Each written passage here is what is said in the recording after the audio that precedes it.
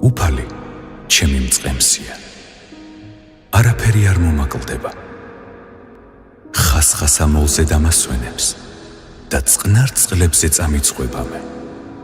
სულს დამიწყნარებს, სიმართლის კვალზე დამაყენებს თავისი სახელის გულისათვის. შავეთის ველზეც რომ ვიარო, ბოროტებისა არ მეშინია, რადგან შენ ახარ ჩემთან. მან უგეშებენ შენი კვერთხი და შენი საყრდენი. გააწყე ტაბლა ჩემ წინაშე ჩემს მტერთა თვალწინ. ზეთისცხე ჩემს თავს, სავსეა თასი ჩემი პირთამდე. ასე სიკეთე და წყალობა დამდევს კვალდაკვალ მთელი სიცოცხლე და დაუმკვიდრდები უფლის სახლში დღენი მრავალნი.